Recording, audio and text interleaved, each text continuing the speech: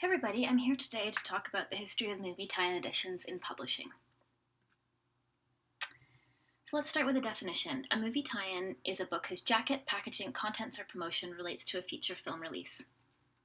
Typically, this looks like an existing text repackaged with film stills on the front to entice new readership, but it can also take on other forms, which we'll discuss throughout the presentation. To understand movie tie-in editions, we need to go back 100 plus years to the start of cinema. A period of rapid technological change in the entertainment industry. In the 1910s and 1920s, a type of publication called a photoplay was popular.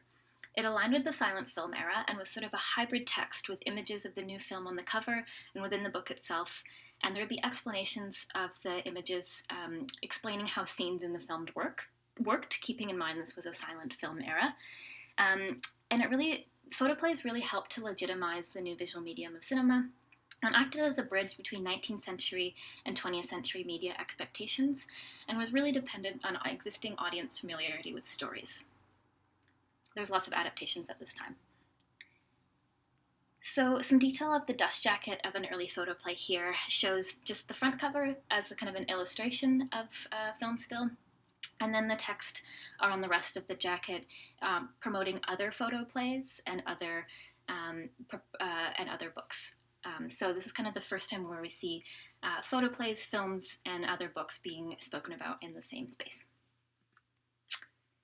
Reader's Library editions of the 1920s and 30s made photoplays and early movie tie-in editions accessible on a larger scale and give us many of the visual cues for tie-in editions that we still see today on covers.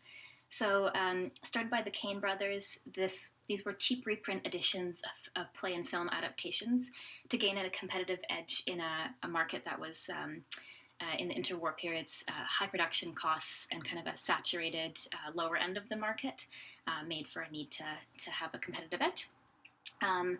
And the dust jackets of some of these survive and give us some indications of this time period, but not a lot of the books themselves survive, as they were really poor quality.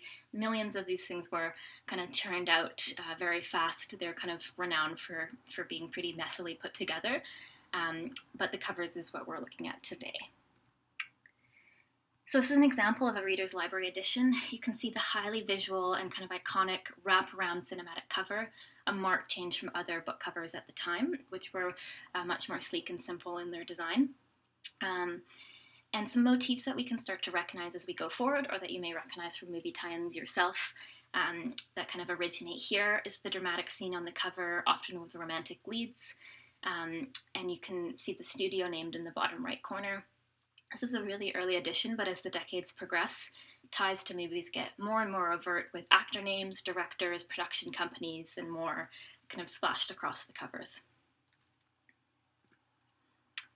I'll read this quote and then I'll mention why it's here. The talkie part broke down halfway through, and I later bought book to find out what happened. After God Save the King, audience stayed on and demanded free seats for another showing, which manager refused. So this remark was found inside a 1929 photoplay that has survived, and aside from being kind of funny, thinking about it, I think it's quite funny, it also really reinforces what scholars talking about the time highlight, which is that photoplays acted as circular, supplemental, and intertextual relationships between books and films.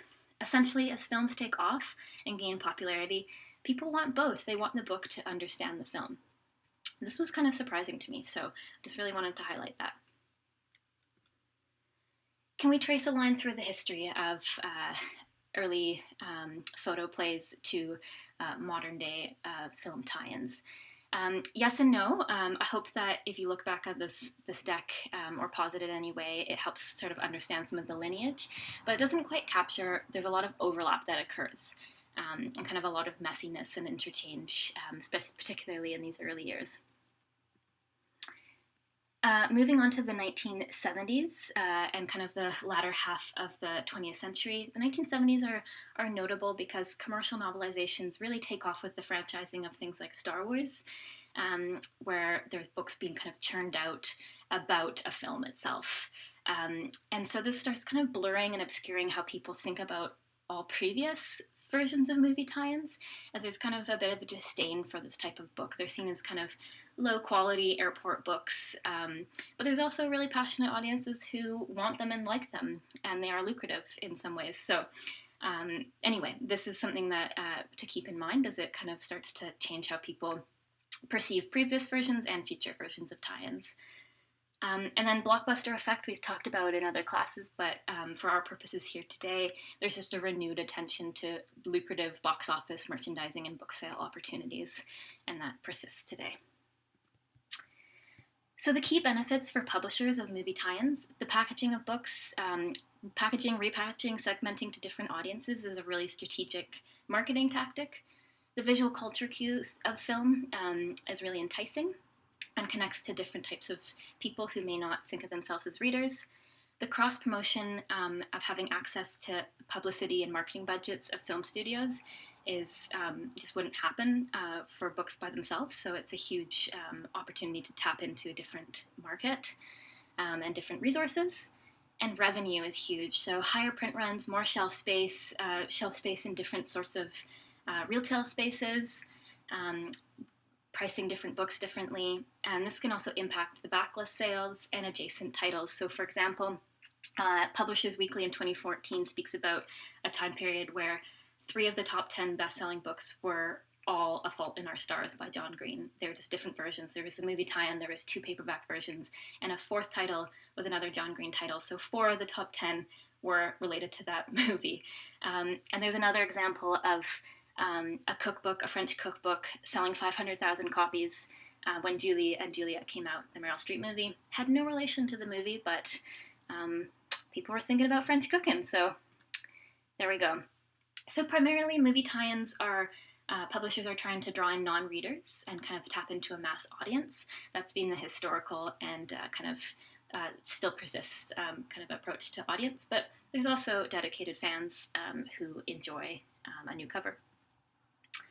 So let's look at a few examples, move through these examples here. So this Perks of a Wallflower cover is seen as a positive example of a movie tie-in book cover, as it takes a lot of visual cues from the original. It's notable that the author wrote the screenplay, directed the movie, and had a hand in the book cover, which is quite unusual. So we've talked a lot about the benefits for publishers, but I'll let you read the challenges yourself, but something that I would like to highlight is that poor covers can really lose the timeless quality of a book, so there's really opportunities for publishers to think about what a movie tie-in cover could look like that has an appeal beyond just the moment of the movie itself when it is released. So we have some positive and not so positive examples of that going forward. So I don't have enough time to really go into the detail I'd love to go into on these examples, but maybe we can chat more in Canvas. But something about the marketing of classic novels is that sometimes readers intentionally go out and buy the original when the film comes out, so they have a heightened awareness of the book, but they don't want to be seen as being someone who watched the film and then read the book. They want to be seen as an original reader, so that can drive sales in different ways. Quickly, this is just an example of a 58-page short story being marketed as its own book and drawn out as Brokeback Mountain there. Again, something maybe we can talk about further in the discussion sections. This is an example of celebrity factor not always being great. So previously I would have said this is a pretty great adaptation cover, but one of the key actors of this film is embroiled in some kind of serious allegations of abuse right now, and I had this on my shelf. I definitely threw it away last week, so an example of celebrity factor not always being a good call. And so reader reactions to movie tie-ins can be different. Some people say movie tie-ins are just the most accessible books to them, and they find them more often, and they can be a positive choice if the covers are good. Others feel really alienated. They don't want to be seen as reading tie-ins. They feel disappointed. They don't want the mental image of the character being forced upon them. And they really hate it if things look like a DVD cover or a poster. And I think we know what that looks like. So this is kind of a prime example of that. Was quite a cause for debate in 2013, this iconic kind of beautiful illustrative cover versus what looks like kind of a slapdash DVD cover and not a book anymore, which is what people say they don't like about movie tie-in covers. So we've also seen a turn away from using kind of the DVD cover and kind of having a bit more of a carefully designed book. These are two kind of high-profile movies in recent years that have kind of gone away from showing actors' faces, so that there'll be a bit more longevity of the book. So some final thoughts.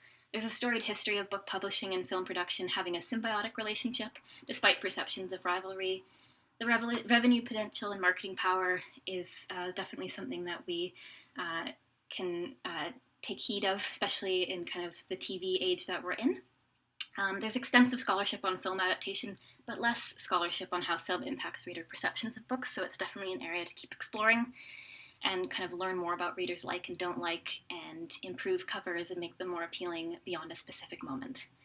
So, thank you so much for your attention, and looking forward to seeing you in the Canvas discussion. And all my sources are all here. And yeah, love this topic and looking forward to hearing your thoughts. Thanks.